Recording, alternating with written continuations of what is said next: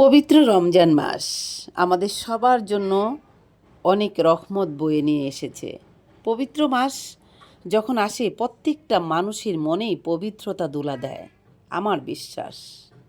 যেমন রমজান মাসে সবাই রোজা করে, আল্লাহ তাআলার উপর অটল থাকে, আল্লাহর সিদ্ধান্তের উপর অটল থাকে।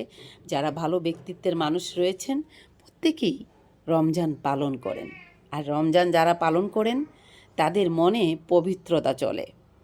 দেখবেন যখন একজন আলেম মানুষ, হুজুর মানুষ, সে দোয়া পড়ে, তারপরে হচ্ছে আপনার মসজিদে আজান দেয়, মসজিদে হাদিস বলে, মসজিদে খুতবা পাঠ করে, তখন সেই মুহূর্তে যদি কোনো মানুষ সেই মসজিদে উপস্থিত থাকে তার মনেও পবিত্র হয়ে যায়, পবিত্রতা তাকে ছুঁয়ে দেয়।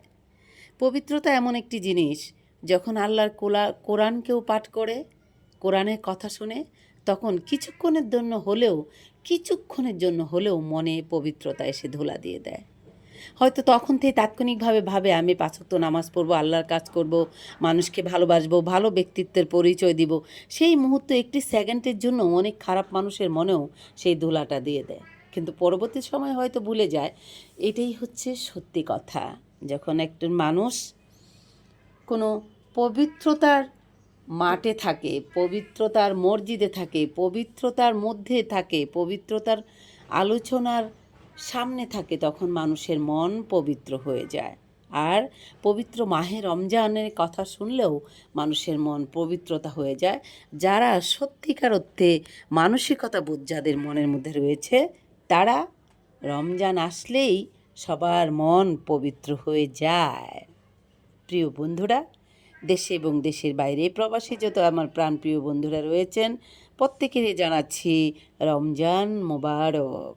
সবাই সবার জায়গা থেকে ভালো থাকার চেষ্টা করবেন, নিজেকে ভালো রাখবেন, মহান আল্লাহ তাআলার কাছে শুকরিয়া আদায় করবেন, আর নিজের মনকে পবিত্র করে তুলবেন। সবাই ভালো থাকবেন, আমার জন্য দোয়া করবেন। আর যারা আমার প্রাণপ্রিয় বন্ধুরা রয়েছেন, আমার আত্মার আত্মীয় যারা, সবাইকে জানাচ্ছি বড়োদেরকে আমার তরফ থেকে সালাম, ছোটদেরকে এক বুক ভালোবাসা।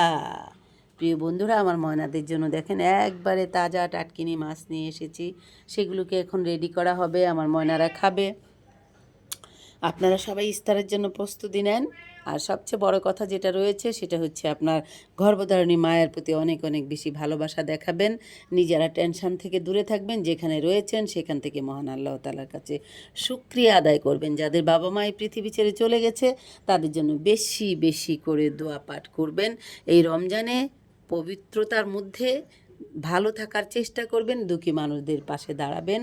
যারা অসহায় মানুষ রয়েছে, দুঃখী মানুষ রয়েছে, তাদের পাশে দাঁড়াবেন। সবাই ভালো থাকবেন। খোদা হাফেজ, টাটা।